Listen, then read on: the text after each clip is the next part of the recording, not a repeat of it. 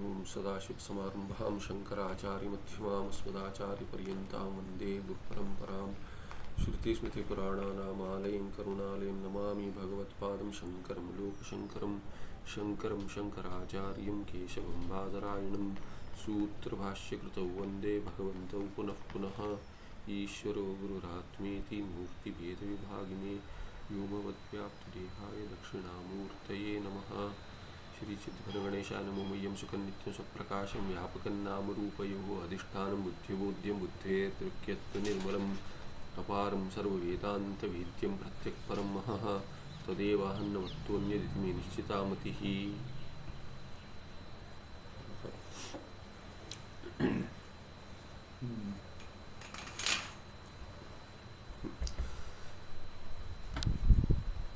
तो संदर्भ चल रहा है स्वप्नवत मिथ्या जागृत प्रपंच, ऐसे सिद्धांति जो कह रहा है उसके लिए पूर्व पक्षी ने कहा कि स्वप्न में मिथ्यात्व है नहीं।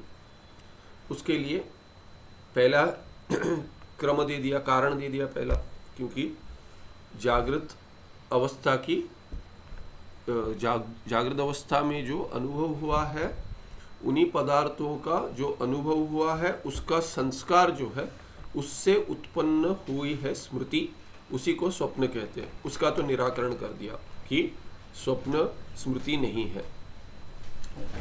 फिर दूसरा अंक क्या था? पूर्व पक्षी ने कहा कि ये पूर्व पक्षी ने माने सिद्धांती जो शिष्य है, ये भी समझ सकते हैं। शिष्य ने पूछा, पूर्व पक्षी ने पूछा, पूर्व पक्ष बनकर पूछा, प्रश्न है इसलिए पूछा, संदेह है इसलिए। क्या कहा कि स्वप्न में सूक्ष्म शरीर स्थूल शरीर को छोड़कर बाहर जाता है और सत्य विषयों का अनुभव करता है। और उसमें भी कहा कि प्राण छोड़ देंगे तो यदि स्थूल शरीर मर जाएगा तो प्राण छोड़कर नहीं जाएगा, कर्मेंद्रिय और प्राण की आवश्यकता नहीं है, तो सूक्ष्म शरीर चला जाएगा। उसमें भी क्या चला जाएगा? केवल ज्ञानेंद्रियां जाएंगी और मन को लेकर जाएंगी। तो वैसे घट जाएगा कि स्वप्न में सत्य पदार्थों का दर्शन हो रहा है, सत्य अनुभव हो रहा है। तो इसके अभी उत्तर में कहते इदम न संगच्छते, ये ठीक नहीं है। क्यों ठीक नहीं है? स्थूल सूक्ष्म संगात मध्य प्राण एव स्वामी। कहते हैं स्थूल शरीर और सूक्ष्म शरीर जो है, ये प्राण तो दोनों के अंतर्गत है। प्राण स्थूल अवस्था में भी रहता है, जो हम देखते हैं कि श्वास ले रहे हैं तो प्राण को हम अनुभव करते हैं, तो स्थूल हो गया और सूक्ष्म शरीर के अंतर्गत है। और जो कर्मेंद्रियां भी चलती है, केवल ज्ञानेंद्रियां नहीं, कर्मेंद्रियां भी जो चलती है, हाथ पैर चलते हैं, वो भी प्राण के कारण ही चलते हैं। तो प्राण ही इन सूक्ष्म और स्थूल शरीर संघात शरीरों के जो जुड़े हुए, स्थूल शरीर को जो जोड़ा है, सूक्ष्म शरीर को जो जोड़ा है, उसमें जो भिन्न भिन्न अंग है, उसमें सबसे अधिक प्राण ही है, श्रेष्ठ है, स्वामी है। स्वामी माने उसके चलते बाकी चलते हैं। तो प्राणहीनम देहम क्षणार्धम अपि गेहे न स्थापयन्ति। तो प्राण के बिना तो देह तो रह नहीं पाएगा घर में। गेहे न स्थापयन् देहम प्राणहीनम देहम क्षणार्धम अपि गेहे न स्थापयन्ति। भिन्न बाकी जो है, प्राण को छोड़कर बाकी सब है। यदि प्राण चला जाएगा तो बाकी जो अंग है, तो बहुवचन कर दिया, वो तो देह को एक नहीं आधा भी क्षण रहने नहीं देंगे। प्राण रहितम शरीर स्पृष्ट्वा स्नान्ति च, नहीं, उसके पहले एक पंक्ति रहेगी, बहिररण्यम नीत्वा दहंती। तो क्या करते हैं? कहते हैं कि ये जो बाकियों की बात करें कि इंद्रियों की नहीं, ये क्या कहते हैं? ये मर गया। तो वो जो मरण का जो कह दिया था, पूर्व पक्षी ने क्या कहा था कि मरण नहीं होगा स्थूल शरीर का, क्योंकि प्राण रह जाएगा, तो इसकी आवश्यकता नहीं थी। तो इसीलिए थोड़ा मोह हो गया इसमें। स्थापयन्ति के स्थापयन्ति, तो ये केचन, तो क्या कह रहे हैं कि ये मरण अवस्था की बात कर रहे हैं। यदि प्राण चला गया तो स्थूल शरीर नहीं रहेगा।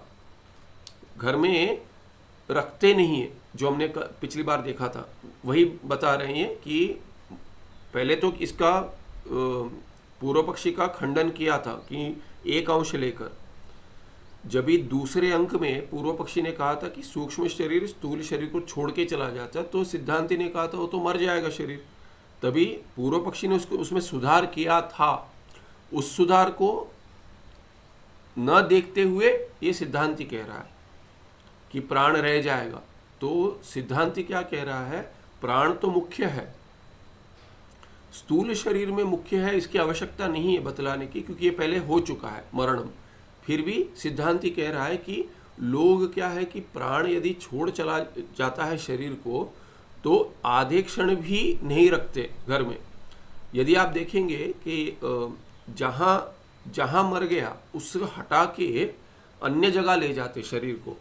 वास्तविक ये क्या कह रहे कि अभी ये अपार्टमेंट इत्यादि तो इनके समय पर था नहीं, तो जो घर है घर के बाहर पार्थिव शरीर रखते हैं, घर में नहीं रखते, घर के बाहर रखते। तो सभी जो कर्म होता है कार्य वो सब घर के बाहर होता है, इसीलिए कह रहे कि आधे क्षण भी नहीं रखते। आजकल तो ये देखा नहीं जाता क्योंकि ऐसे घर है ही नहीं अधिक कि घर के बाहर कहीं रखने की व्यवस्था नहीं होती है। तो इसीलिए पहले जो पूर्व पक्षी ने सुधार किया था क्रम में कि सूक्ष्म शरीर स्वप्न में बाहर चला जाता है स्थूल शरीर को छोड़कर, तो जब भी सिद्धांति ने कहा कि तब तो स्थूल शरीर मर जाएगा, तो कहते ऐसा नहीं, हम कह रहे कि सूक्ष्म शरीर संपूर्ण नहीं जाता, प्राण को छोड़कर जाता है। तो सिद्धांति कहता है कि प्राण का महत्व दिखाने के लिए कह रहे हैं कि प्राण ही स्वामी है। तो ये तो सिद्धांति ने पूर्व पक्षी को बता दिया है कि प्राणहीन शरीर तो मरण प्राप्त कर लेता है। तो तब क्या है, यहाँ पे बीच में पढ़ना चाहिए कि प्राणहीनम देहम जब भी मरण प्राप्त करता है तो क्षणार्धमपि गेहे न स्थापयन्ति, तो आपको जनाहा करके जोड़ना पड़ेगा। जनाहा न स्थापयन्ति, कोई भी रखता नहीं है घर में शरीर, जो मर गया उसको बाहर रखते। वही अरण्यम नीत्वा दहंती, और क्या है कि बाहर अधिकतर क्या है कि ये जो दहन करते हैं शरीर का, जो स्मशान घर होता था, स्मशान सब अधिकतर क्या अरण्य में होता था, माने गांव के बाहर हुआ करता था, सीमा के बाहर, गांव में ही नहीं हुआ करता। तो अभी तो न सीमा रही न कुछ रहा कि सीमा समाप्त होने से पहले दूसरा शुरू हो जाता है, दूसरी बस्ती। तो इसीलिए कहते हैं कि ऐसा है कि ये देह प्राण शुभ माना जाता है, और प्राण के चलते, प्राण यदि चलते ही शरीर रहता है, प्राण नहीं रहा तो अशुभ हो जाएगा शरीर, इसीलिए बाहर लेकर माने दहन कर देते शरीर का। प्राण रहितम शरीरम स्पृष्टा स्नान्ति च, और यदि मृत शरीर को स्पर्श भी कर लेते हैं तो नहाना पड़ता है, इतना अशुभ मानते हैं। किया स्पर्श भी नहीं किया, वहाँ पे जहाँ जलाते स्मशान में भीतर चले गए, यदि आप अघोरी तांत्रिक इत्यादि नहीं हो, यदि चले गए तो नहाना पड़ता है। तो स्पर्श करने की भी आवश्यकता नहीं। और यदि स्मशान नहीं गए, बाहर ही स्पर्श कर दिया कि खंदे पे उठाते हैं, राम नाम सत्य हो गया, खंदा लेने आ जाइए कहते हैं, तो तभी भी यदि स्पर्श कर दिया शरीर को नहीं तो केवल उसको भी स्पर्श कर दिया तो नहाना पड़ता है। उतना नहीं, जिनके घर में मृत्यु हुई है उनको तो 11 दिन का अशौच हो गया, उनको छू लिया तो भी नहाना पड़ता है, ऐसी व्यवस्था है। यदि मर गए उनको नहीं, मर गए उनको जो अशौच चल रहा है उनको छू लिया तो भी नहाना पड़ता है। ऐसे प्राण का महत्व है कि प्राण रहितम शरीरम स्पृष्ट्वा स्नान्ति च, अतः स्थूल शरीर से सारा प्राण, तो स्थूल शरीर का सार प्राण है। अभी पूर्व पक्षी क्या कहेगा, ये आप क्यों बात कर रहे हो, क्योंकि हम तो कह रहे कि प्राण को छोड़कर पीछे स्थूल शरीर में सूक्ष्म शरीर चला जाएगा स्वप्न में, ये हमको क्यों बता रहे हैं, हमको पता है ये। हम कहाँ कह रहे कि स्थूल शरीर में प्राण नहीं है, स्वप्न अवस्था में स्थूल शरीर में तो प्राण है। हम तो कह रहे कि मन और ज्ञानेंद्रियां चले जाती हैं, तो ये क्यों बतला रहे, तो कहते नहीं तथा वैसे ही ये इसलिए बता रहे हैं क्योंकि जैसे स्थूल शरीर के लिए भी प्राण मुख्य है, वैसे ही सूक्ष्म शरीर के लिए भी मुख्य है। तथा सूक्ष्म शरीर से भी प्रधान प्राण एव, आप कहते हो कि सूक्ष्म शरीर चला जाएगा, प्राण के बिना कैसे जाएगा? स्थूल शरीर के बिना जैसे प्राण के बिना जैसे स्थूल शरीर हिल भी नहीं सकता, आप कह रहे हो कि प्राण के बिना सूक्ष्म शरीर प्रवास करेगा, कैसे संभव है? इसीलिए कह रहे हैं कि अशुभ है इत्यादि कह रहे हैं, सूक्ष्म शरीर मर जाएगा वैसे अवस्था हो जाएगी। सूक्ष्म शरीर से प्राण कभी भी हटता नहीं है, नहीं तो सूक्ष्म शरीर स्थूल शरीर जैसे मर जाएगा। इस भावना से कह रहे हैं कि इस उद्देश्य से कह रहे हैं तथा सूक्ष्म शरीर से अभी प्रधान प्राण एव, तथा ही कैसे प्राण प्रधान है? तथा ही प्राणा इंद्रियाणि च स्वेषु कः श्रेष्ठ इति विषये परस्परं विवादम आपन्नाः प्रजापति समीपम गताः तम अपृच्छन् को न श्रेष्ठः इति। तो ये उपनिषद में आता है कि प्राण की श्रेष्ठता बताने के लिए उपनिषद में चर्चा दिखाई है। क्या हुआ है? प्राण को भी इंद्रिय करके शब्द से भी प्रयोग होता है, प्राण को इंद्रिय भी कह रहे थे, और इंद्रियां तो है ही, ज्ञान इंद्रिय भी है, कर्म इंद्रिय है। तो इनमें परस्पर झगड़ा हो गया, झगड़ा हो विवाद हो गया कि कौन श्रेष्ठ है। सबको लगता है मैं ही श्रेष्ठ हूँ, सभी सेल्फ मेड है। आजकल तो कई सभी I am a self made man, I am a self made woman, हम किसी पे निर्भर नहीं है, स्वतंत्र है, इतने स्वतंत्र है कि माता पिता ने भी जन्म दिया, उसमें बड़ी बात नहीं, क्या है, हम स्वतंत्र है। तो इसीलिए क्या है कि ये अपने आप सब बने हैं। वैसे ये इंद्रियां क्या है, अपने आप में गर्व दिखाते हैं, उनमें जो अधिष्ठात्र देवता, इंद्रियां तो बात नहीं कर सकती, जड़ है।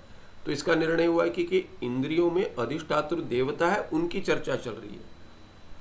तो मैं श्रेष्ठ हूँ, जब मैं कहता हूँ मैं बलवान हूँ, तो मैं अपने शरीर से जुड़कर अभिमान कर कर कहता हूँ मैं बलवान हूँ। बुद्धिमान हूँ कहूँगा तो कहूँगा अपनी बुद्धि के साथ जुड़कर। मेरी स्मृति बहुत अच्छी है, तो जो चित्त है मन में, जो चित्त का काम करता है उसको लेकर कहूँगा, अभिमान वहाँ है। तो वैसे ही देवताओं को जो अभिमान है, देवताओं का अभिमान प्राण इंद्रियों में जो है, उनमें चर्चा चल रही है। क्या दिखाते हैं? मैं श्रेष्ठ हूँ, स्वेषु का श्रेष्ठा इति विषय। तो ये विषय लिया कि इस पे अभी चलिए डिबेट कीजिए, कि जैसे होता है कॉलेज में कि ये विषय है, क्या विषय है? स्वेषु का श्रेष्ठा, हम में कौन श्रेष्ठ है, चलो चर्चा करते, देखते हैं कौन श्रेष्ठ है, निर्णय ले पाते कि नहीं। तो कौन निर्णय लेगा? सब कहते हैं हम श्रेष्ठ है। जैसे राजकीय में चल रहा है, और मेरे बिना पार्टी समाप्त हो जाएगी, वैसे ही मेरे बिना देह समाप्त हो जाएगा, ऐसे इंद्रियों का विचार चल रहा है। परस्परम विवादम आपन्ना, इसीलिए क्या है कि एक दूसरे में विवाद हो गया इनका परस्पर, सबका एक माने सबका गठबंधन हो गया, किसी का एक से नहीं जम रहा, तो सब एक साथ आ गए सूक्ष्म शरीर बनाने के लिए। किंतु प्राण इंद्रिय, 5 इंद्रिय हैं, ज्ञान इंद्रिय और 5 कर्म इंद्रिय हैं, प्राण है बैठा हुआ, उसमें भी पंच प्राण कहेंगे, उसमें भी विवाद हो सकता है। तो छोटे छोटे दल भी है, एक एक कर कर सब में विवाद है। यदि श्रेष्ठ बन जाएगा तो चल रहे थे साथ एक साथ, पर जब भी देखा जाए कौन श्रेष्ठ है, अरे मैं श्रेष्ठ हूँ, अच्छा मुझे लगा कि मैं श्रेष्ठ हूँ इसलिए आपने मुझे बुलाया है, तो अभी तो कोई आदर ही नहीं देता, ऐसे चल रहा है विवाद। तो कहते हैं प्रजापति के पास चले गए, इनमें अभी निर्णय कौन लेगा? तो प्रजापति समीपम गताः, तो ब्रह्मा जी के पास चले गए, बोलते कि आप तो पितामह हो सबके, तो आपकी बात मानेंगे सब। और जो ये है, जो वास्तविक जो मुख्य होते हैं, जिनमें आदर होता है, वो पक्षपात नहीं कर सकते, उनको पता है कौन श्रेष्ठ है, फिर भी कह नहीं सकते ये श्रेष्ठ है। कह देंगे तो क्या है कि बाकी बच्चे क्या है कि थोड़ा दुखी हो जाएंगे, अरे हमारे पितामह, इनका प्रेम इनके प्रति अधिक है। तो उन्होंने बहुत अच्छा ये निकाला, अच्छा तोड़ निकाला इसका उपाय। तो कहते हैं तम अपृच्छन, क्या पूछा? को न श्रेष्ठ न अस्माकं मध्ये, हमारे ये षष्ठी बहुवचन है, तो कहा श्रेष्ठा, हम में कौन श्रेष्ठ है? इति स होवाच प्रजापति, तो उन्होंने क्या कहा? स्पष्ट उत्तर नहीं दिया। तो सह उवाच, ह माने प्रसिद्ध, ऐसा हुआ था, इतिहास बताते ह ऐसा हुआ था। उवाच, क्या? प्रजापति उवाच, उत्तर दिया, यस्मिन् वह उत्क्रांते, वह माने आपके बीच में मध्ये उत्क्रांते, वह मध्ये उत्क्रांते सति, यस्मिन् उत्क्रांते सति, वह आप लोगों के बीच में, यस्मिन् उत्क्रांते सति, जिसके छोड़ जाने पर स्थूलमिदं शरीरम अमंगलम भवति स वह श्रेष्ठः। आपके बीच में जो भी है उसके छोड़ जाने पर स्थूल शरीर, ये जो स्थूल शरीर है वो अमंगल हो जाएगा, माने मृत्यु हो जाएगी, अमंगल अशुभ हो जाएगा, वो आप सब में श्रेष्ठ है। तो आप अभी प्रयोग कीजिए नीति, एक एक छोड़कर देखिए कि आपके बिना पार्टी चलती है क्या, शरीर चलता है कि, देखिए आपके बिना चल जाए तो ठीक है, आप श्रेष्ठ नहीं हो, समझ जाओगे आप। और छोड़ने पर जैसे सभी नहीं नहीं नहीं पार्टी नहीं रहेगी, शरीर नहीं रहेगा, वैसे हो जाए तो वो श्रेष्ठ है। इति प्रजापतेः वचनं श्रुत्वा क्रमेण एकैकम् इंद्रियं शरीरात् निर्गत्य संवत्सरं बहिरुषित्वा पुनः शरीरम प्राविशन। कहते एक एक इंद्रिय छोड़कर चला गया, प्रजापति के वचन को सुनकर, क्रमेण, क्रम से, एक साथ नहीं, एक एक करके, क्योंकि निर्णय कैसे होगा, सब एक साथ, 4-5 एक साथ छोड़ जाएंगे तो निर्णय कैसे हो, कौन श्रेष्ठ। तो एक एक कर कर, जैसे परीक्षा करते हैं कि पच नहीं रहा है, क्या पच नहीं रहा है, इतना सारा खा लेता हूँ, किसी को कुछ तो है हो रहा है, या किसकी एलर्जी है, या किसका ये है, क्या कहते हैं कि जैसे इंटॉलरेंस है, लैक्टोस इंटॉलरेंस है, कोई और कुछ इंटॉलरेंस है, किसी को कह दिया कि आप टर्मरिक इंटॉलरेंस हो, आपके पास टर्मरिक का इंटॉलरेंस है, टर्मरिक इंटॉलरेंट हो, तो टर्मरिक तो आयुर्वेदिक में औषध माना गया, तो वो एंटीबायोटिक है, एंटीबायोटिक, उस एंटीबायोटिक का जो नेचुरल है उसकी एलर्जी हो गई, इंटॉलरेंस हो गया। तो वैसे भी होता है, तो ऐसे एक एक कर कर देखते हैं।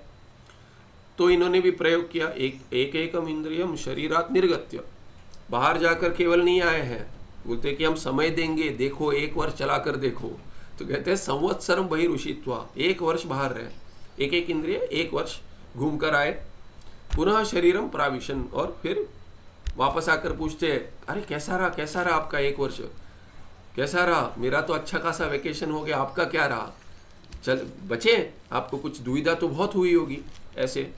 तो एक एक इंद्रिय चले गए, पूछा ये कुछ नहीं हुआ, ये क्या आँख चली गई, तो बोलता है बिना आँख के क्या, एक आँख से देख नहीं पा रहे थे, पर शब्द से काम चल रहा था, टटोल कर काम चल रहा था, तो इंद्रिय से काम चला रहे थे, थोड़ा अधिक काम पड़ा, पर कुछ वैसे कुछ नहीं, थोड़े दिन के बाद अभ्यास हो गया तो 1 वर्ष तक पीड़ा नहीं हुई हमको, पहले कुछ दिन हुई, हाँ चलो महीना भर, उसके बाद तो चल गया। तो वैसे ही एक एक इंद्रिय कार्य बिना सुने, क्या कि श्रोत्रेंद्रिय चला गया, बिना सुने कैसे आपने किया, तो बोलते चल गया, पढ़कर कर लेते थे काम, बोलकर इत्यादि, इससे ऐसे ही चल रहा था, बोल सक रहा था मैं, तो दूसरा कोई टटो ये कर कर हाथ पकड़ कर देता था, मैं माने वाक्य नहीं सुन पाता था, पर हाथ पकड़ कर खींच के ले जाते, यहाँ वो कहने से वो ले जाते थे इत्यादि।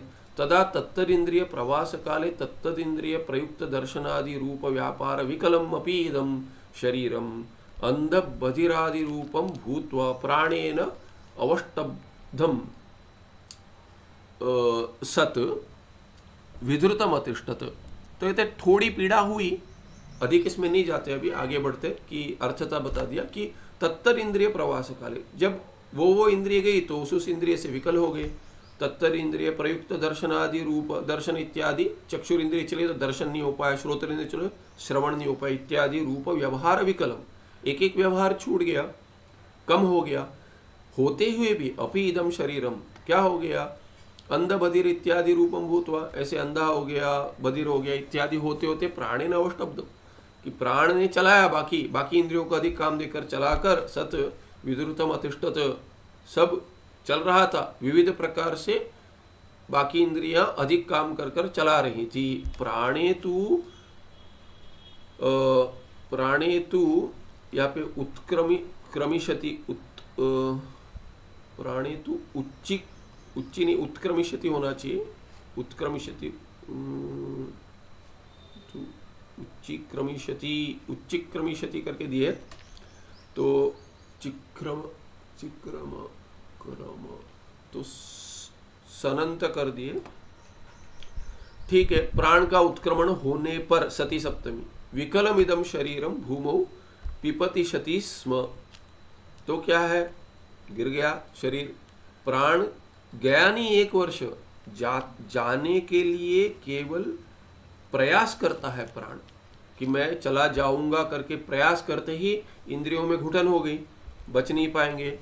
तो इसीलिए क्या है कि यहाँ पे तो गिर गई करके कह दिया कि भूमि पर गिर गया शरीर, कि प्राण के जाते ही शरीर खड़े या बैठे इस अवस्था में नहीं रह पाया, गिर गया, ऐसे दिखा रहे। पर चर्चा क्या होती है वहाँ पे उपनिषद में आया कि छोड़ने का प्रयास करते ही इंद्रियों का चलन ही बंद हो गया। तो इंद्रियों ने कहा कि नहीं मत जाओ रुक जाओ, ऐसे तो उपनिषद में आता है। तो इन्होंने संदर्भ बताया कि जैसे कि शरीर गिर गया, तदा सर्वाणी इंद्रियाणी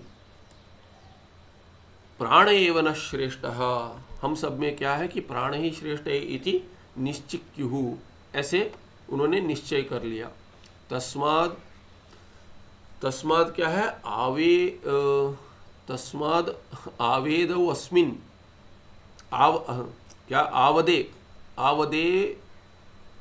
आवेदेव अस्मिन्, एक मिनट, मुझे थोड़ी भ्रांति हो रही है आज। तस्माद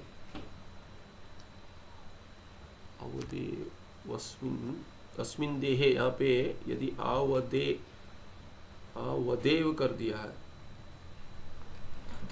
एव अव ठीक है, एव अच्छा ठीक है, आवत तस्मत आवत अवध होना चाहिए, तो फिर अवध तस्माद पर आकार नहीं होना चाहिए, तस्माद यावद, अच्छा तो य है, अच्छा तस्माद यावद एव अस्मिन्, देखिए पदच्छेद में आज जितना ये हो रहा है, तस्माद यावद एव अस्मिन् देहे प्राणः निवसति, कभी कभी भ्रांति हो जाती है।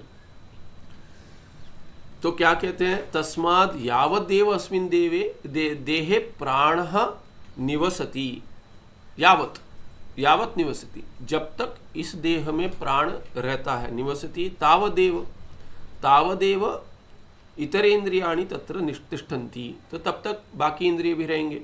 तो इसीलिए क्या है कि जब तक प्राण रहेगा तब तक शरीर रहेगा। और प्राणे तु उत्क्रांते सति, प्राण यदि उत्क्रांत छोड़ दिया, उत्क्रांति सति क्या हो जाएगा, इतरेन्द्रियाणि अपि तदनु उत्क्रामन्ति, तदनु अनुपश्चात, तो इतरेन्द्रियाणि अपि, जब ही प्राण छोड़ जाएगा तो बाकी भी इंद्रियां उसके साथ ही चली जाएंगी, वो मुख्य है, उसके पीछे पीछे इनको नहीं, हम नहीं जाना चाहते कहेंगे तो भी जाना पड़ेगा। ऐसे सूक्ष्म शरीर में जो अंग है वो सब मुख्य अंग प्राण के चलते ही उसके पीछे पीछे चलते हैं। तस्मात् सूक्ष्म संगातस्य राजा यो प्राण यो प्रधान, जैसे राजा है सूक्ष्म शरीर में प्राण प्रधान है, प्राणे शरीरात अनिर्गते अंतःकरणम ज्ञानेन्द्रियाणि च न बहिर्गच्छेयु। अर्थ क्या हो गया, यदि प्राण शरीर से बाहर नहीं जाएगा, अनिर्गते, प्राण यदि इस स्थूल शरीर में रह जाएगा और उसको छोड़कर नहीं जाएगा स्वप्न अवस्था में, तो अंतःकरण और ज्ञानेन्द्रिय, मन और ज्ञानेन्द्रिय जाएंगे करके कहा आपने पूर्व पक्षी ने, वो नहीं हो पाएगा। बहिर न गच्छेयु, वो तो जा ही नहीं पाएंगे, प्राण के बिना कैसे प्रवास करेंगे। इसमें प्राणे पर एक टिप्पण है, अत्र प्राण शब्देन इंद्रिय शब्देन च तत्तद अभिमानी देवता ग्राह्या, ये तो मैंने बतला दिया था कि प्राण और इंद्रिय इत्यादि जड़ हैं, तो इसमें क्या अर्थ लेना चाहिए, अभिमानी देवता। आगे दूसरे अंक में कहते अथवा क्या, अंतःकरण ज्ञानेन्द्रियाणि च भूतानां सत्वगुण कार्याणि। अंतःकरण और ज्ञानेन्द्रिय किससे उत्पन्न हुए, पंचमहाभूतों के सत्वगुण से उत्पन्न हुए, ज्ञानेन्द्रिय एक एक सत्वगुण से उत्पन्न हुए हैं और अंतःकरण समष्टि सत्वगुण से उत्पन्न हुआ है। अतस्तेषां ज्ञान शक्तिरस्ति, सत्व तो ज्ञान देता है, सत्व ज्ञान का कारण है, तो इसीलिए क्या है कि इन सब अंतःकरण और ज्ञानेन्द्रिय में ज्ञान शक्ति है, इसलिए क्योंकि सत्व से उत्पन्न हुए। अतस्तेषां ज्ञान शक्तिरस्ति न क्रिया शक्ति, उनमें क्रिया शक्ति नहीं है। क्रिया शक्ति के लिए तो आपको क्या लगेगा, रजस से उत्पन्न होना पड़ेगा, तो रजस से उत्पन्न नहीं है वो, इसीलिए उनमें ज्ञान शक्ति है। तो ठीक है, यद्यपि आप कहते हैं जो पहाड़ इत्यादि उनका ग्रहण करता है ज्ञानेन्द्रिय स्वप्न में, वो तो ठीक है, हो सकता था यदि वो वहां जा पाते, जा ही नहीं पाएंगे, क्रिया शक्ति नहीं है, ज्ञान शक्ति है उनमें। ज्ञानेन्द्रिय यदि बाहर जाते तो भी ग्रहण कर लेते, वो तो मानते हैं, पर बाहर कैसे जाएंगे? क्योंकि प्राण उनको क्रिया शक्ति प्रदान करता है।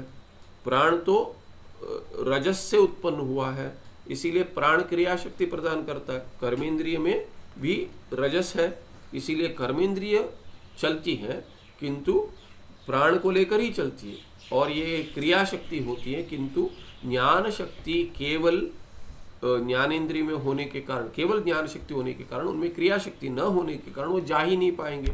प्राणस्य तो क्रिया शक्ति रस्ती, प्राण में क्रिया शक्ति है। प्राणस्य क्रिया शक्ति बलादेव मरण समय लिंग शरीरम स्थूलम इदम शरीरम विहाय लोकांतरम गच्छति। और क्रिया शक्ति होने के कारण ही प्राण में क्रिया शक्ति है, इसीलिए उसके बल से ही मरण के समय क्या होता है, लिंग शरीर वाले सूक्ष्म शरीर जो है, ये शूल शरीर जो है, इदम स्थूलम शरीरम विहाय छोड़कर लोकांतरम गच्छति, सूक्ष्म शरीर दूसरे लोग ले जाता है। कैसे? प्राण ले जाता है, प्राण की शक्ति से तो सूक्ष्म शरीर जाता है। प्राण बलेन एव इंद्रिय द्वारा अंतःकरण वृत्तिर बहिर्घटादि देशम गच्छति। और जब भी जीवित अवस्था है उसमें इंद्रियां, ज्ञानेंद्रिय कैसे ग्रहण करते हैं? सभी घटपटादि, तो घटपटादि ग्रहण करने के लिए, उसका ज्ञान उत्पन्न करने के लिए ज्ञान इंद्रियों को संबंध प्राप्त करना पड़ेगा विषयों के साथ। विषयों के संबंध प्राप्त करने के लिए बाहर जाना पड़ेगा। बाहर जाने के लिए क्या है कि आपको क्रिया शक्ति चाहिए, जो आप में है नहीं। तो इंद्रियों को प्राण बल से ही, इंद्रियों के द्वारा, प्राण ही इंद्रियों को बाहर ले जाकर अंतःकरण वृत्ति प्रदान करता है, माने अंतःकरण वृत्ति बनाने की क्षमता देता है। इंद्रियों को बाहर ले जाता है, इंद्रियों द्वारा अंतःकरण को ले जाता है प्राण, और बाहर घटादि देश में वृत्ति बनती है। चक्षुर इंद्रिय इत्यादि की, त्वगिंद्रिय की तो शरीर पर ही बनती है। नासाग्र के में जो ये है घ्राणेन्द्रिय, उसमें भी विषय आ जाता है। तो विषय से संबंध होना चाहिए, या तो विषय आ जाए स्वयं, या इंद्रियां बाहर चली जाए, अंतःकरण बाहर चला जाए, तो संबंध तो होना चाहिए। जब भी बाहर जाना है चक्षुर इंद्रिय को, श्रोत्रेंद्रिय को, और बाकी तीन इंद्रियां जो है, रसन इंद्रिय, त्वगिंद्रिय और घ्राणेन्द्रिय, वो तो भीतर ही होती हैं, उनको बाहर जाने की आवश्यकता नहीं है, क्योंकि विषय स्वयं आ जाता है। रसन इंद्रिय जो ही मुंह में निवाला डालेंगे तभी जिह्वा को लगेगी, तभी रस पता चलेगा।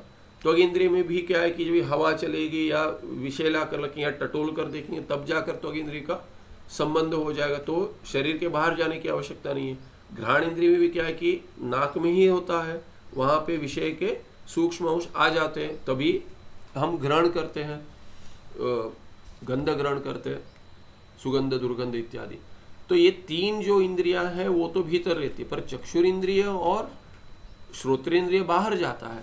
तो वो तो क्यों जाता है? क्योंकि कैसे जाता है, क्यों जाता है, माने ग्रहण करने के लिए जाता है ज्ञान, किंतु कैसे जाता है? प्राण के बल से ही जाता है। तो इंद्रिय बाहर जाता है, उसके साथ मन बाहर जाता है, ये सब प्राण का ही क्रिया कर्तृत्व है। और बहिर्घटादि देशम गच्छति, ये क्या है? प्राण बलेन एव, प्राण सहाय्यम बिना अंतःकरणादिकम न बहिर्गंतुम परोति। तो आप न सुन पाएंगे, न देख पाएंगे यदि, और चलन इत्यादि भी नहीं कर पाएंगे। कुछ यदि निवाला भी खाने का लेना है तो हाथ से उठाना पड़ेगा, वो भी प्राण के चलते ही, उसका क्रिया शक्ति से ही, बल से ही चलता है। प्राण सहायम बिना अंतःकरणादिकम न बहिर्गंतुम प्रभवति, संभव ही नहीं है कि बाहर चले जाए इंद्रिय मन इत्यादि प्राण के सहाय के बिना। अतएव योग शास्त्रे उच्यते प्राण निरोधम बिना मनो निरोधो न सिद्ध्यति। और योग शास्त्र में कहा गया योग चित्तवृत्ति निरोध, चित्तवृत्ति माने मन के वृत्तियों का निरोध करना है, उसी को योग समाधि कहेंगे। वो संभव ही नहीं होगा यदि प्राण निरोध नहीं करेंगे, इसलिए प्राणायाम पहले करते हैं, चित्तवृत्ति निरोध तो अंत में आता है। प्राणायाम अंग इसीलिए है कि प्राण का निरोध करने के लिए पहले प्राण ठीक से चले, नियंत्रण हो जाए।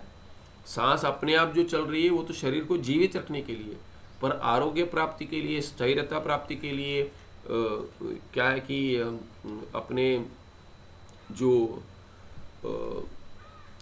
शक्तियां हैं भीतर, जो प्राण के से एक शक्ति जो कुंडलिनी शक्ति इत्यादि है, इसका भी प्रवाह चलने के लिए प्राण का नियंत्रण होना आवश्यक है।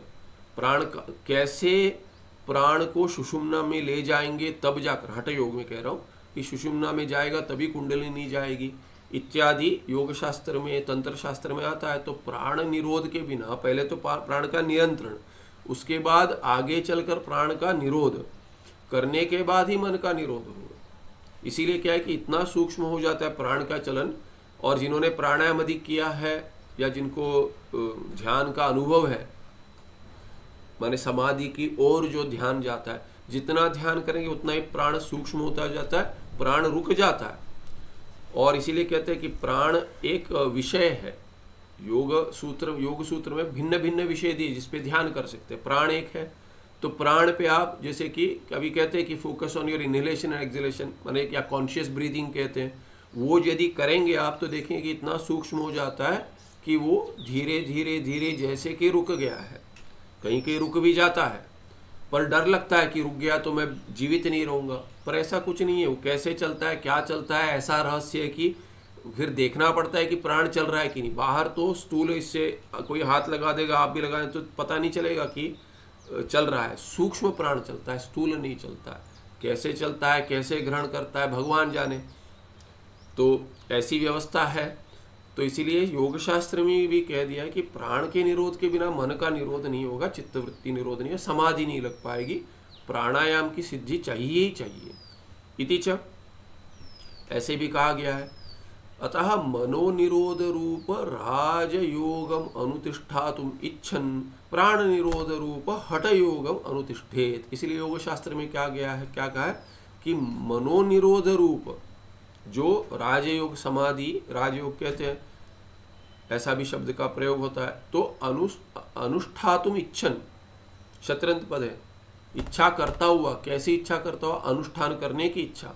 किसके अनुष्ठान की, राजयोग की। और वो राजयोग कैसे है, मनोनिरोध रूप, चित्तवृत्ति निरोध रूप, समाधि रूप योग का अनुष्ठान करने की इच्छा से, इच्छा वाला, इच्छा से, इच्छा करता हुआ प्राण निरोध रूप हठ योगम अनुतिष्ठेत। उसको क्या है कि यदि समाधि की इच्छा है जिसमें मन का निरोध होना है, तभी वैसे योग करने के लिए प्राण निरोध रूप हठ योग करना चाहिए। कैसा हठ योग करना चाहिए, जिसमें प्राण का निरोध करते, प्राण रोकने का प्रयास करते धीरे धीरे धीरे। इसलिए क्या करते, कुंभक बढ़ा देते।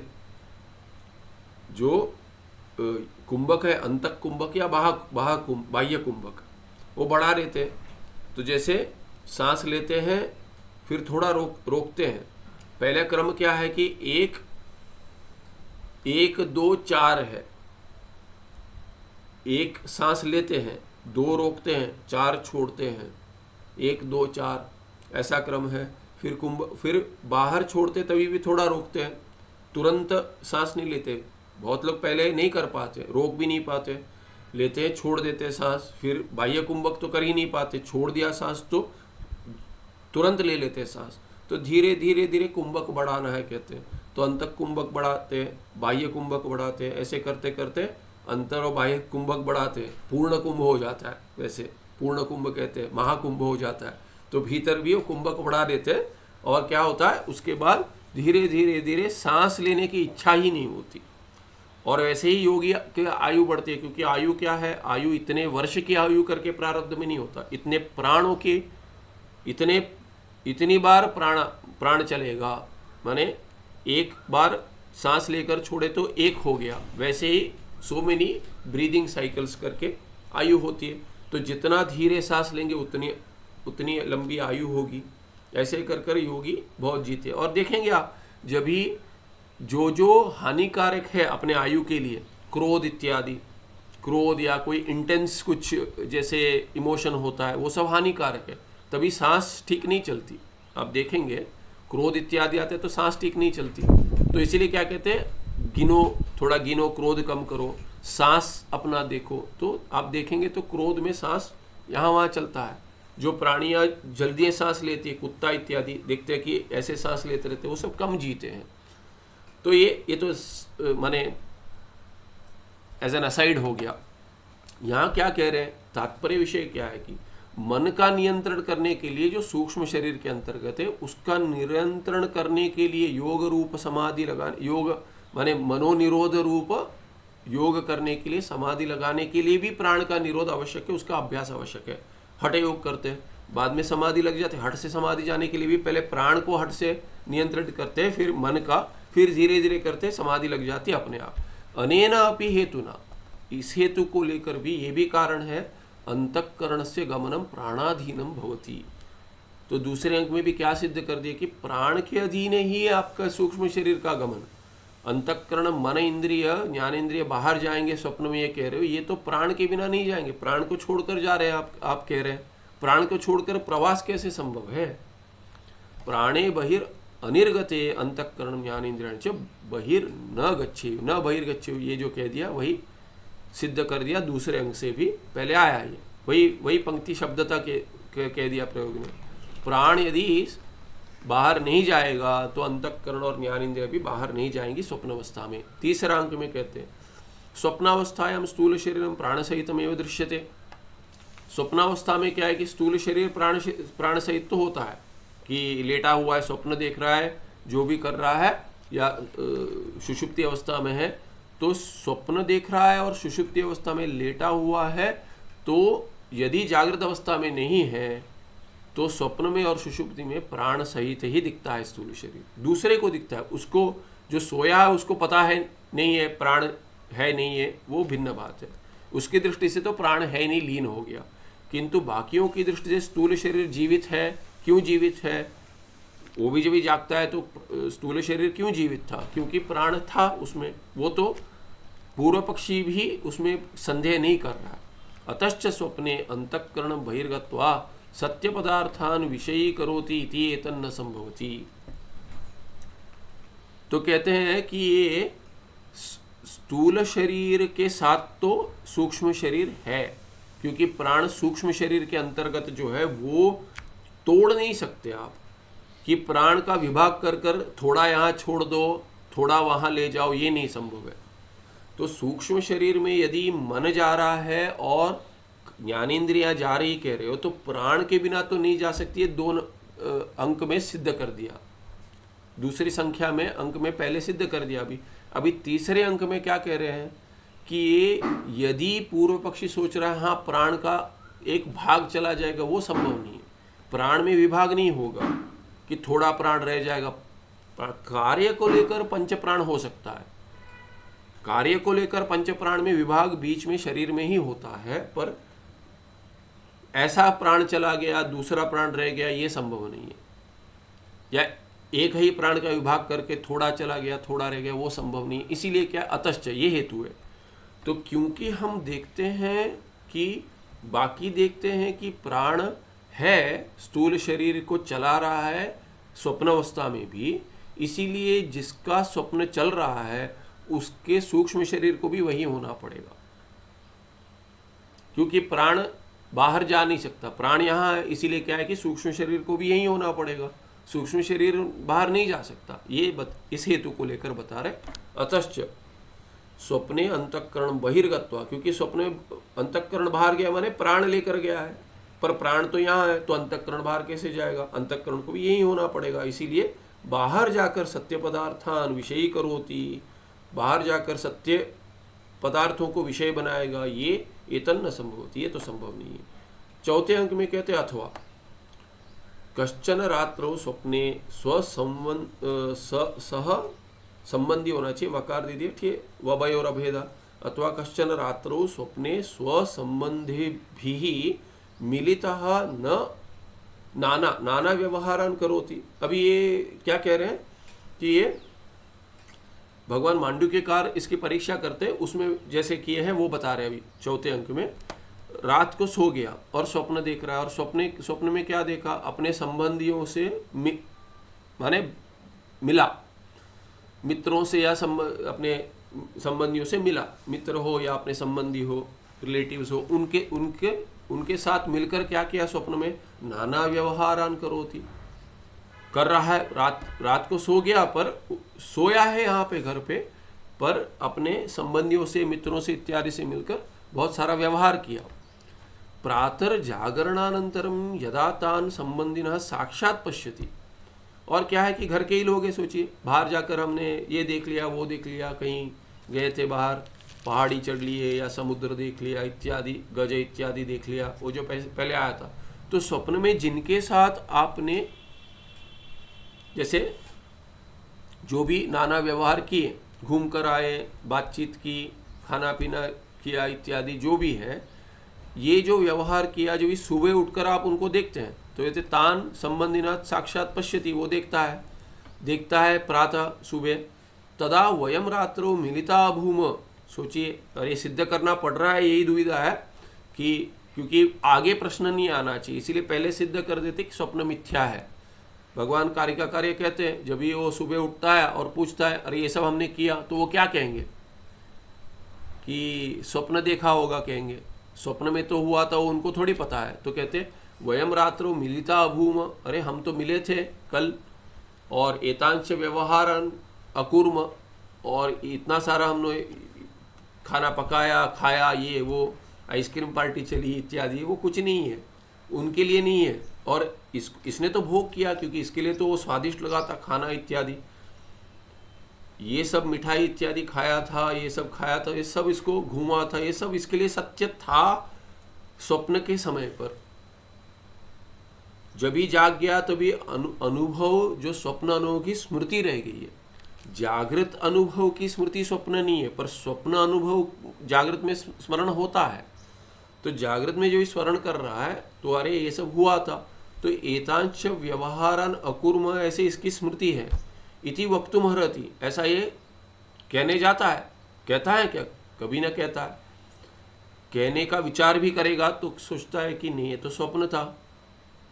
कह देगा तो भी क्या होगा, वो कहेंगे कि क्या बात करो, स्वप्न तुम्हारा, तुमने सपना देखा होगा, ऐसा तो हुआ नहीं। कभी कभी भ्रांति होती है, कभी कभी स्वप्न क्या है कि जहां सोए हैं वहीं का यदि स्वप्न हो, माने सोचिए कि आप सोए हैं, ठीक है, आपके बच्चे मित्र या कोई भी हो, आपके कोई रहने आ गए, सोचिए, या भाई बहन है, पति पत्नी जो भी है, सोए हैं, आप उनको संबंधी है, कोई संबंधी है, ठीक है, तो संबंधी है, और क्या हुआ कि बगल के कमरे में है, आप सोए हैं, स्वप्न क्या देखा, आप उठे और बगल के कमरे में गए, या वो आए थे और कुछ चर्चा हुई और कुछ ऐसे बात हुई जैसे कि आके कुछ खिला दिया इत्यादि, नहीं नींद आ रही है, यार ये खा के सो जाओ, कुछ ऐसे, तो खाकर सो गए।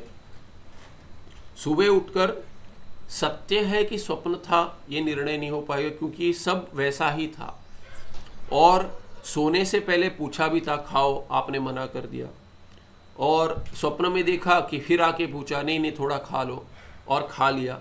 तो अभी थोड़ा मोह हो सकता है, होता है, यदि आपको अनुभव हो तो स्पष्ट होगा कि क्या हुआ था, सत्य था कि नहीं, ये थोड़ी भ्रांति होती है। मुझे हुआ था, पूछना पड़ता है कभी दूसरे को कि ऐसे हुआ था कि नहीं। तो इसीलिए अभी वैसे ऐसा अनुभव प्राप्त करने के लिए से स्वप्न में ही जागृत जैसा होने के लिए ड्रग्स लेते हैं बहुत, इसको कुछ लूसिड ड्रीमिंग कहते हैं। लूसिड ड्रीमिंग करके इनको अभी ये जागृत में जो अनुभव है इससे अभी उतनी संतुष्टि नहीं मिलती है, कि कहते हैं कि इसीलिए अभी जैसे वीडियो गेम्स खेलते हैं कि यहाँ जो नहीं होता है वो मूवीज इत्यादि में, चलनचित्र में और वीडियो गेम में वो सब कर सकते, तो जहाँ ये सब नहीं, यहाँ कर नहीं सकते।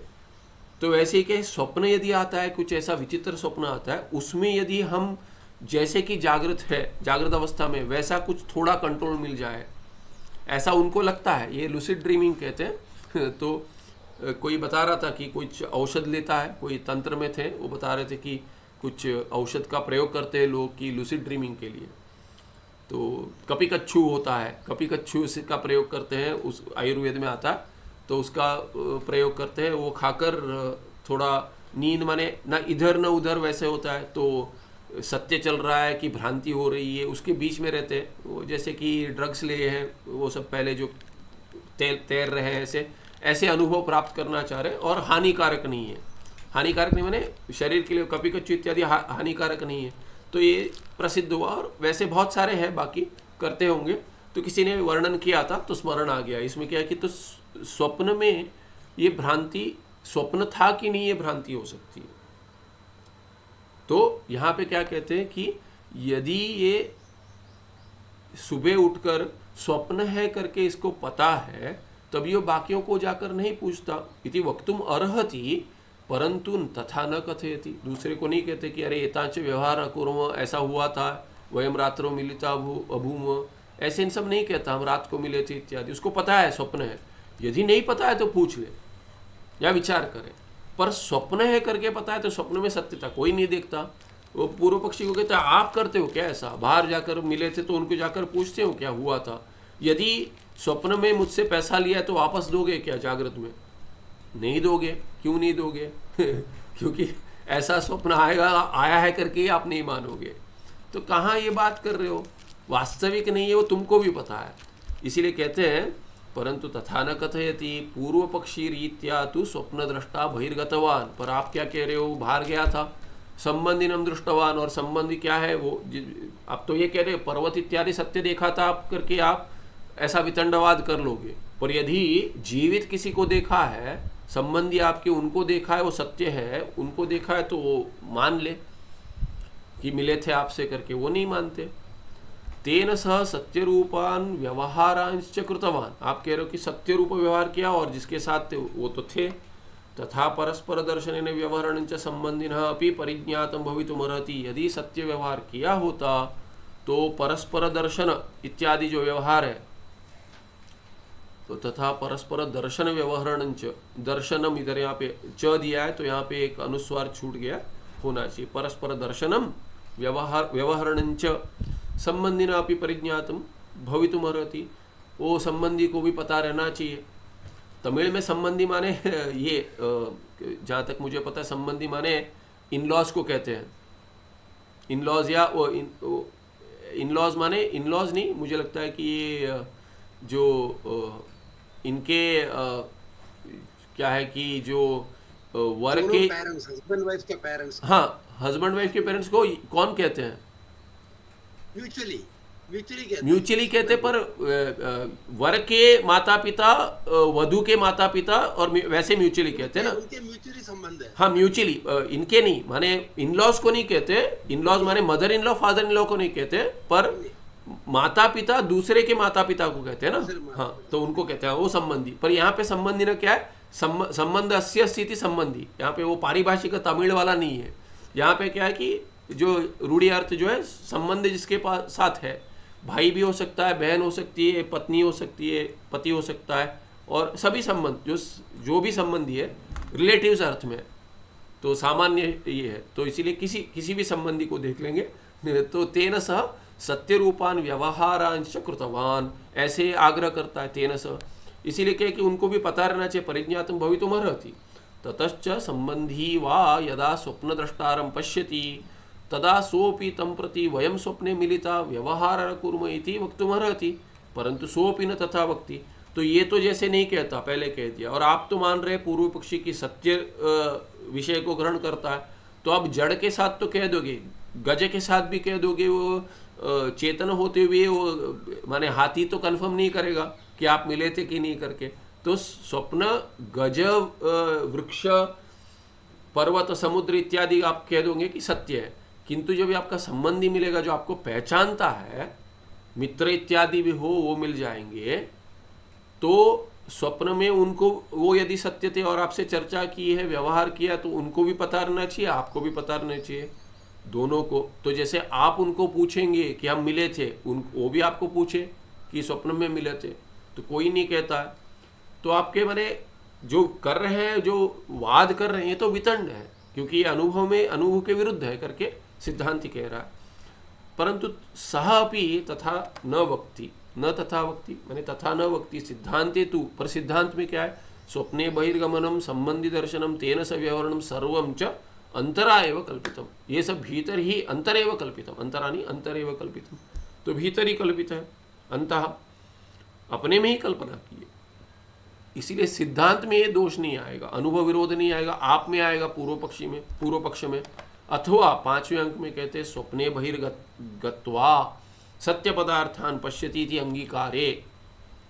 यदि मान ले कि स्वप्न में बाहर जाकर सत्य पदार्थ का ग्रहण किया है, रात्रौ निद्रां कुर्वतः मध्याह्न सूर्य प्रकाश दर्शनम गंगायाः दक्षिणतटे काशीपुरी दर्शनम काश्याः प्राच्यां दिशि प्रयाग क्षेत्रस्य प्रतीच्यां दिशि गया क्षेत्रस्य दर्शनम च स्वप्ने न भवितुम उचितम। तो ये देश, जो देश काल इत्यादि योग्यता नहीं है दिखा रहे, ये भी भगवान कारिकाकार सिद्ध करते हैं गौड़पादाचार्य। तो कहते हैं स्वप्न में मान ले कि बाहर चला गया, अभ्युपगमवाद कहते हैं, या तुष्यतु दुर्जन न्याय। तुष्यतु दुर्जन को चलो उनकी भी, आप भी खुश रहे, चलो मान लेते हैं, आपकी बात ही मान लेते हैं। फिर क्या है, मान रहे हैं कि चलो आप भी खुश हो जाए। दुष्ट कह रहे हैं क्योंकि दोषयुक्त है, दुष्ट माने क्या है कि दोषयुक्त जो है वो दुष्ट है। तो तुष्यतु दुर्जन न्याय माने दुर्जन माने वो सब ऐसे ही दुष्ट वितंड ही करते हैं। दोषयुक्त की बात करें तो दुर्जन कह रहे हैं उनको। तो ये दुर्जन तर्क जो लगा रहे, दुष्तर्क लगा रहे, कुतर्क लग रहा है, वो दुर्जन हो गए। तो वो जो दुर्जन है, तुष्यतु दुर्जन यानी संतुष्यतु, कि उनको भी संतोष हो। ऐसे यारे ऐसा होता है, अच्छा चलो मान लेते हैं, सत्य पदार्थ को देखते हैं, उसके बाद लेकर सिद्ध करते कि कितने दोष है इसमें। तो बतला रहे हैं कि स्वप्न में बाहर जाकर यदि सत्य पदार्थ देख रहा है, मान लेते हैं, इति अंगीकारे सती, ऐसा मान ले तो क्या होगा, रात्रो निद्राम कुर्वतः, रात को सो रहा है, स्वप्न क्या देख रहा है, मध्याह्न सूर्य प्रकाश दर्शनम करोति। वो क्या देख रहा है, मैंने मध्याह्न सूर्य देखा, रात को सोया है। मध्याह्न कहाँ से हो गई भाई, आपने 12 बजे जो सूर्य हो रहा है, इतना गर्म हो रहा था, रात को कि सोया है। और क्या है कि गर्मी नहीं है, चलो दिन की गर्मी चली गई, रात को थोड़ा ठंडा तो है, और मध्याह्न का सूर्य का प्रकाश दर्शन कर रहा है, गर्मी हो रही है इत्यादि। ये हो गया, काल बदल गया। जो काल है रात्रि काल की जगह मध्याह्न काल हो गया आपका स्वप्न में। फिर गंगायाः दक्षिण तटे काशीपुरी दर्शनम, दक्षिण तट, गंगा के दक्षिणी तट का दर्शन हो गया, काशीपुरी का वैसा दर्शन हो गया। काशी के प्राच्यां दिशा में वहाँ पे क्या हो गया, प्रयाग क्षेत्र का दर्शन हो गया। प्रतीच्याम दिशि गया क्षेत्र का दूसरे दिक में, और उसमें क्या है कि गया क्षेत्र का दर्शन हो गया। स्वप्न में ये सब जो हो गया, न भवितुम उचितम, देश अयोग्यता होगी। यहाँ पे आप श्री काशी में सोए तो गया कैसे पहुँच गए, गया का दर्शन हो गया, प्रयाग कहाँ से पहुँच गए, वहाँ गया सोच, तो इतना सारा इतने समय में आप तो जा नहीं सकते। ऐसा भी होगा। रात्रौ मध्याह्न सूर्य प्रकाशस्य गंगायाः दक्षिणतटे काशीपुर्याः काश्याः प्राच्यां दिशि प्रयाग क्षेत्रस्य प्रतीच्यां दिशि गया क्षेत्रस्य च अभावात्। कहीं कहीं भिन्न भिन्न जहाँ है वो किसी दिशा में देख रहे, उस दिशा में है ही नहीं, ना देश योग्यता है, ना दिग योग्यता है, ना काल योग्यता है। रात को सोए हो आप, दिन का सपना देख रहे हो, और फिर क्या है कि गंगा के दक्षिण तट में काशी देख रहे हो आप, वो दक्षिण तट में है क्या, नहीं है, इत्यादि भिन्न भिन्न दिशा का भी की योग्यता नहीं है, देश की भी योग्यता नहीं, कितने दूरी, इतना सब अयोग्य दर्शन कर रहे हो आप, करके कह रहे हैं। तस्मात् स्वप्ने जागृत अनुभूत पदार्थानां स्मरणं भवति इति बहिर्गत ईश्वर सृष्टि गिरि नद्यादि दर्शनं भवति इति च द्वावपि पक्षों निराकृतौ वेदितव्यौ। कहते दो पक्ष दिए थे पूर्व पक्षी ने। एक क्या है कि जागृत अवस्था में जो अनुभूत पदार्थ है उनका जो संस्कार रहेगा, उससे उत्पन्न स्मृति जो होती है, स्मरण होता है, वही स्वप्न है। वो तो नहीं है, कह दिया स्मरण नहीं है।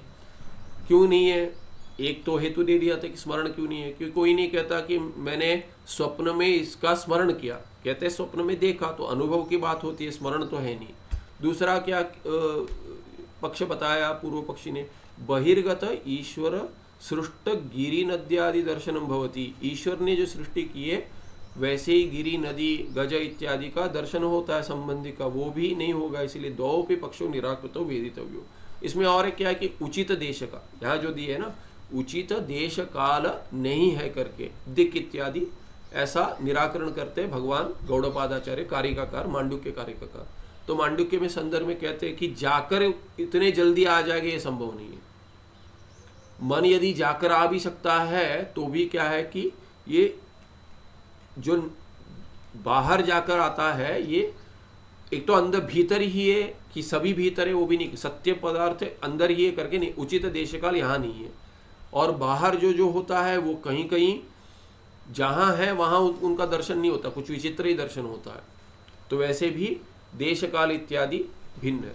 तो जैसे आपने देखा कि यहीं आपने देखा दिन होगी, वहाँ तो दिन नहीं हुए, तो बाहर जाके भी देखा उसमें भी क्या है कि उचित काल नहीं रहेगा।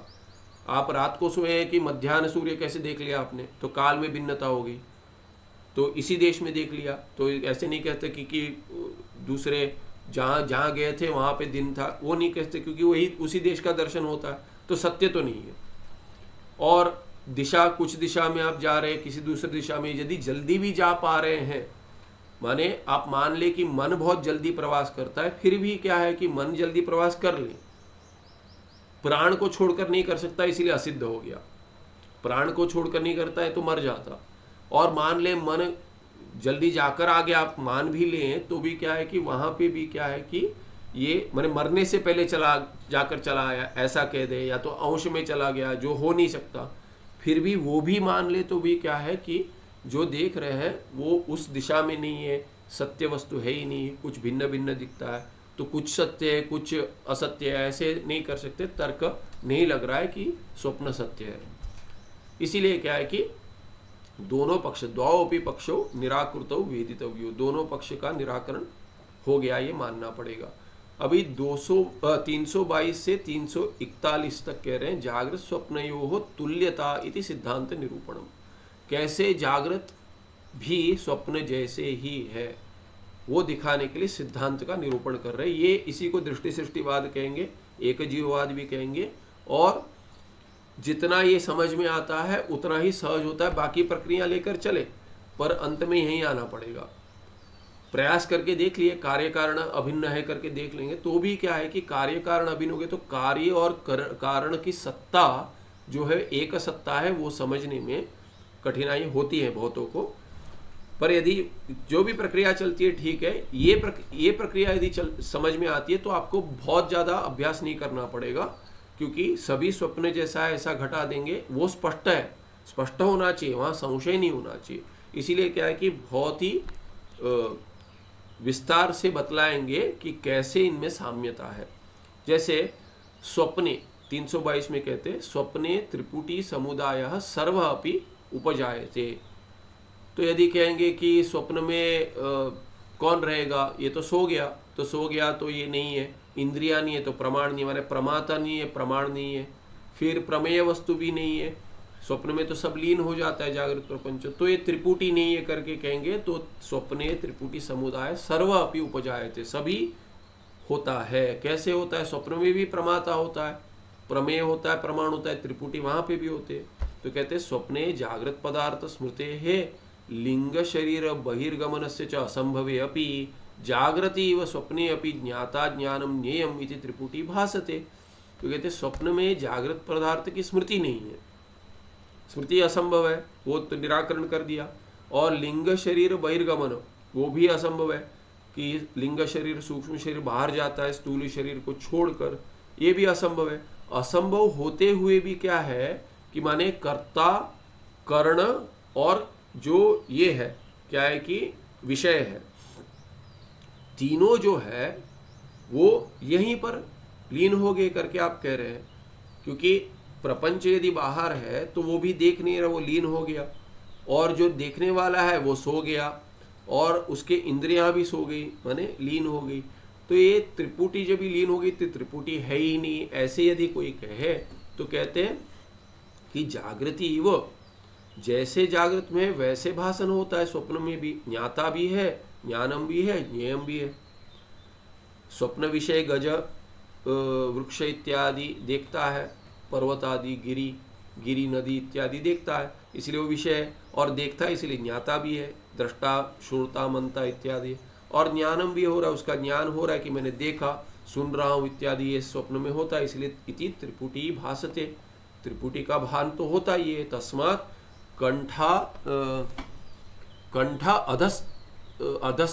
कंठादस्त नाड्यंतर एव सर्वम उत्पद्यते। तो क्या कहते हैं कि ये सभी भीतर ही उत्पन्न होता है, ज्ञाता ज्ञानम नियम सभी कंठादस्थ नाड़ी के भीतर नाड़ी में प्रवेश करता है जीव करके कहते थे। कंठ में, यहाँ पे जीव का स्थान स्वप्न में यहाँ कहा गया, जागृत अवस्था में दक्षिणाख में कहा गया इत्यादि शास्त्र में विवरण होता है। तो उसको लेकर कह रहे कि ये वहीं पर उत्पन्न होता है, सत्य उत्पन्न नहीं होता, कल्पना होती है।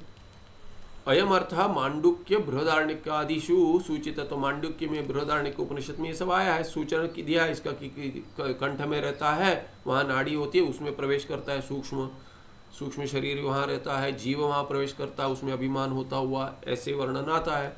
स्वप्न स्थान अंतः प्रज्ञा, ऐसे मांडुक्य में है, स्वप्न स्थान अंतः प्रज्ञा, भीतर ही प्रज्ञा होती है, उसकी बाहर नहीं जाता। तो जहाँ जिस नाड़ी में रहता है वहीं पे कहते हैं कि पूरी तत् नाड़ी में प्रवेश करता है इत्यादि सुषुप्ति में आता है। स यत्र प्रस्वपिति, जहाँ सोता है, ये बृहदारण्य का दे रहे, मांडुक्य को कह दिया स्वप्न स्थानो अंतः प्रज्ञा। स्वप्न स्थान कौन है? स्वप्नम स्थानम यस्य, स्वप्न ही या स्वप्न स्थानम यस्य, स्वप्न अवस्था ही स्थान है जिसकी। तो जीव हो गया, तो स्वप्न स्थान करके कह दें। कौन है वो? अंतः प्रज्ञा, अंत भीतर, प्रज्ञा यस्य, भीतर जिसकी प्रज्ञा, भीतर विषयों की ही प्रज्ञा है, उसको बाहर नहीं जाता है वस्तुतः। तो ये मांडुक्य प्रमाण है उसमें।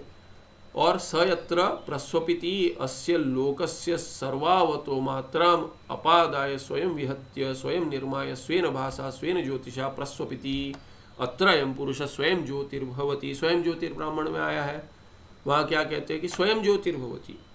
वो क्या? स यत्र प्रस्वपिति प्रकर्षेण स्वपिति, वहाँ सोता है, जहाँ सोता है, लोकस्य सर्वावतः मात्राम अपादाय, थोड़ा अंश लेकर स्वयं विहत्य स्वयं निर्माय, स्वयं ही पूरा सब स्वयं करता है, ईश्वर निर्मित नहीं है। जो पूर्व पक्षी ने कहा था यहाँ पे कि बहिर्गत ईश्वर सृष्ट गिरी नदी इत्यादि दर्शनम करोते, ऐसा नहीं है। भीतर स्वयं ही सृष्टा है, उसका लय भी स्वयं ही करता है, स्वयं निर्माय स्वेन भाषा, अपनी ही भाषा से उसको दिखाता है। बाहर सूरज भी स्वयं बनाता है, सूरज का प्रकाशन भी स्वयं करता है, और सूर्य के द्वारा, बाह्य सूर्य के द्वारा जो विषय प्रकाशित होते हैं स्वप्न में बाहर दिखता है सूर्य, और बाहर प्रपंच दिखता है, वो सूर्य का भी प्रकाशन स्वयं करता है, और सूर्य के द्वारा प्रकाशित जो है वो सूर्य के द्वारा प्रकाशित हुई अपनी ज्योति है, इसीलिए स्वयं ज्योति ही भवती, स्वेन ज्योतिषा प्रस्वपिति अत्र अयं पुरुष स्वयं ज्योति ही भवती, वो अपनी ही ज्योति होती है उसकी इति। और आगे देखेंगे, और मंत्र दिए हैं न तत्र था इत्यादि, वो अगले पाठ में देखेंगे, समय से आगे हो गया। ठीक, सुखम नित्यम स्वप्रकाशम व्यापकम नाम रूप्यो अधिष्ठानम बुद्ध्य बोध्यम बुद्धेर्दृक्यत्तु निर्गुण पारम सर्व वेदांत वेद्यम प्रत्यक परम तदेव हन्नमत्तो नीति में निश्चिता मति ही। नमस्ते, अगले पाठ में मिलते हैं, धन्यवाद। मैं थोड़ा जल्दी चाह रहा हूँ इसमें, क्योंकि इसमें अधिक कुछ ये है नहीं, जो पता है वो आया है, जहाँ चाहिए वहाँ समय अधिक बिताएंगे, पर ये स्पीड आपके लिए ठीक है, उचित है, ऐसे मानकर चल रहा हूँ। प्रश्न हो तो पूछिए। ठीक है, नमस्ते, धन्यवाद।